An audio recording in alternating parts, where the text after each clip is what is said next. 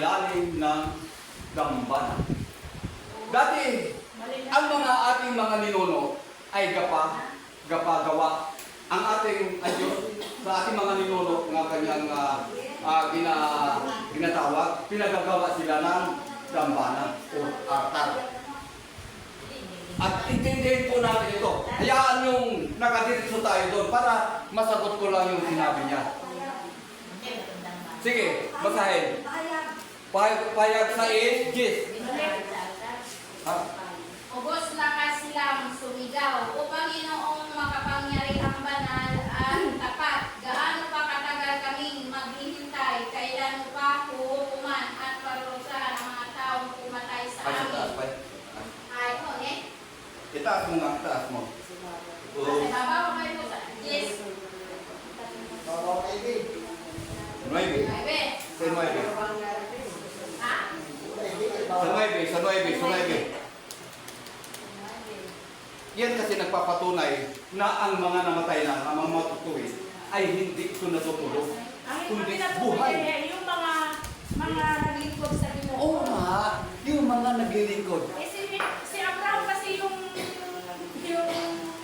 kapiling ng Diyos eh. Oo, doon dinala yung matuwid na sila sa room. Oo. Ay, hindi mo sabi nila sa pahayagan, yung mga namatay lang. Ay, namatay na sila sa room, di ba? Saan dinala? Dahil sa Oh, yun lang ang sinagot ko. Di ba ang salita ni si Abraham ay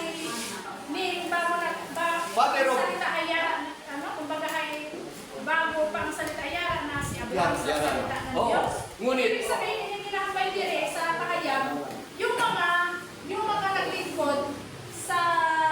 mga naglingkod dahil sa utusan ng Diyos. Hindi dito kasama si Abraham. hindi ba kasama? Hindi.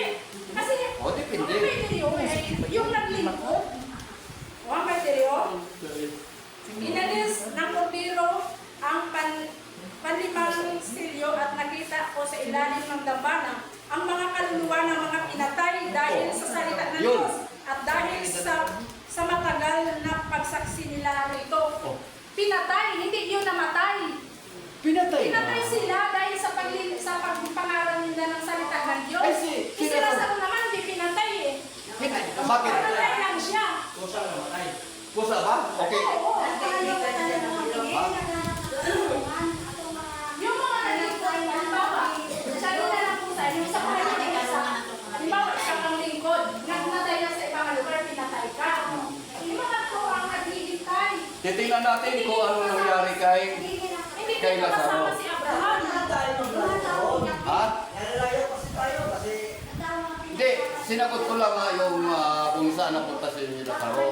Kaya ang alam ko kasi, lahat ng mga mananampalataya sa kanya at dinadala doon, ang anghel kasi ang gakilos. Si Abraham kasi ay ama natin sa pagkakas. Oo. May tanong ako doon sa binasa natin ha ngayon. Dito. Alin? Dito. Hindi pa samantala yun, pero babalik ako doon sa Hebreo. Dapat doon tayo. Oo. Kasi yun ang binasa natin. Oo.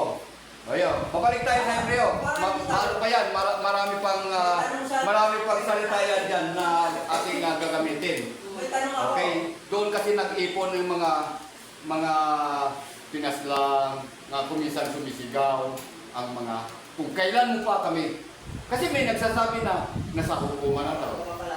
Oo, okay. Hebreo. May tanong ako. Okay, Hebreo na.